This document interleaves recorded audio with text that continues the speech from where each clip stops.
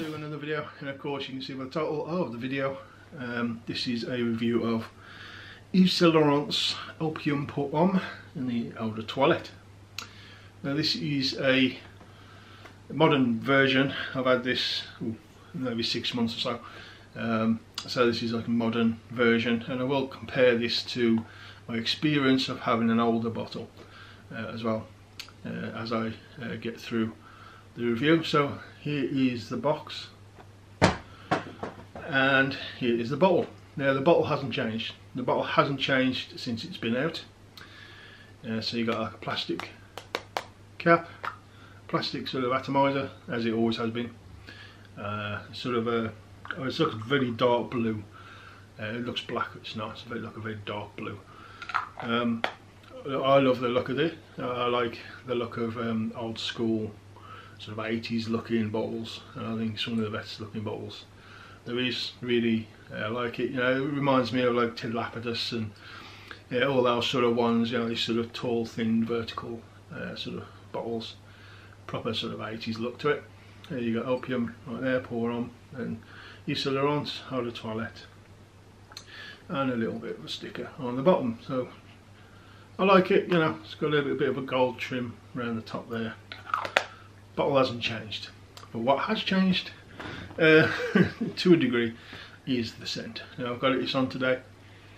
It's a warmer day today, but I'm staying in. I've got a bit of a fan going and stuff. So right, so as you can see, if you've ever had a more vintage bottle, if you will, an older bottle, you can see that this juice is light in comparison. The older juice was like a darker yellow colour, almost pea-like in its colour. This one is very light in its colour, and that reflects the scent, unfortunately. So before I go on, to touch on that, this isn't as strong as it used to be. But then what fragrances, let's be honest, if it's an older fragrance, even some of the new ones, they just get reformulated to death, and although they try their best at keeping the smell the same, they're generally not as thick and rich. There's opulent, if you will, and this is no exception. I mean, but I remember this one being quite cloying. You know, any more than a couple of sprays, and this could like get you down. It makes you feel cloying, and it brings you down a bit. You know, it's one of those that's a bit too much if you sprayed more than a couple of sprays. This one, today's version, that's gone. That's gone. It's nowhere near as thick, and it's rich, and it feels like it's been watered down. You know, all the ingredients have changed, and it's a shame, because it used to be. I would say on that though, it's easier to wear than it used to be because of that reason. It isn't as thick and cloying and rich. But if you took care in how many sprays you put, maybe put 1, 2 sprays, 3 sprays max, you would get how nice and rich and quality ingredients and all that this used to be. But then you have to be careful, because one spray more than what you really should do, and it could completely turn you off. It's just one of those you've got to have to be careful with. Now you could put, I think I put 3 on the chest, 3 around my sort of neck, and 1 on my hand, and I feel perfectly fine. In fact, it's not really doing a lot. It's there, but if I put that many sprays on of an old bottle, I would be choking right now. So let's get into it. The scent. Does it still smell the same? Well, yes, it's still got the DNA there. It still smells like opium, but it's lost its thickness, its richness, its quality. It feels like it's been watered down, which you can tell by the juice it has. So it's lost that, but for me it's gone a little more because it's easier to wear. This version is easier to wear, but it just doesn't feel like the quality's there. It still smells the same, but I say that richness is gone.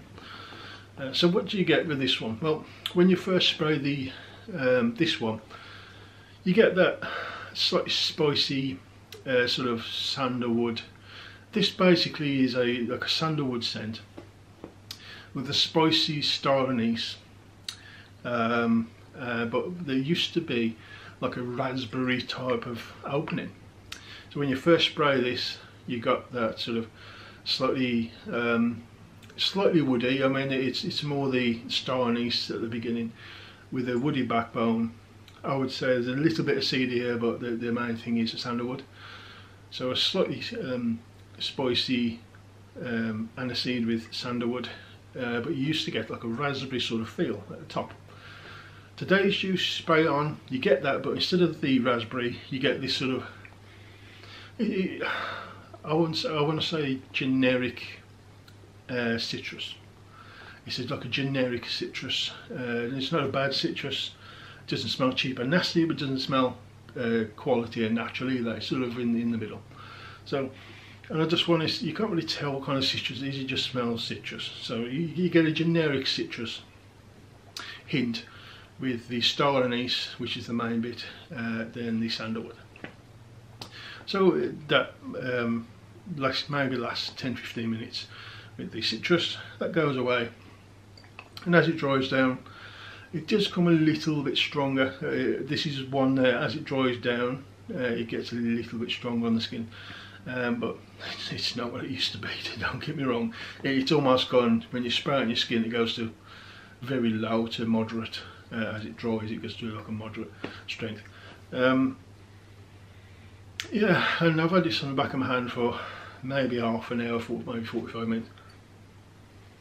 Yeah, and all you're really getting there is the spiciness from the star anise is still there, with the backbone of the sandalwood, and then a bit of cedar. So the star anise is the main player still. Just below that is the sandalwood. It doesn't smell smooth, but you can tell it's sandalwood. It's a slightly sharper scent, and then a little bit of the cedar, but not much. And overwashed with a very, very slight powderiness, and I mean very slight. The old juice used to be quite powdery, so you opened up with this powdery, like raspberry with the star anise, and as it dried down, the powderiness died down a little bit, the raspberry went away, star anise used to come up with the sandalwood, and that's what you basically got. Sort of similar works. The raspberry's been replaced with this sort of generic citrus, like I said, and as it dries down, you still get the star anise, you still get the sandalwood and all that, but the powderiness isn't as much. So if you don't like the original because of the strength, the cloyingness and the powdery side to it, you may actually prefer this recent stuff. I say it's easier to wear than it used to be. So as the modern juice dries down, the powderiness is slightly there. You only get hints of it now and again. They've almost toned down that powdery side to almost nothing. It's there, but not really. And so that's what you get, and then you get that scent for the rest of its life. Now it lasts okay, you know, it lasts about somewhere around 6 hours on my skin, somewhere around there. Yeah, no, it's in the warmer weather this week, so he's burning off a bit faster. So this is roughly still about a 6 to 8 hour fragrance, which isn't bad for an eau de toilette. Would I recommend this? Well, like I said, it depends. If you found the old one a bit too cloying, a bit heavy, a bit too powdery maybe, then you might enjoy this one. It's a bit lighter, it's a bit easier to wear. It does still have the old school vibe. Some people that don't like old school fragrances, you're probably not going to like this. It's still got that sort of old school 80s sort of vibe to it. It hasn't got like your own up and pissy side to it like some of the 80s fragrances.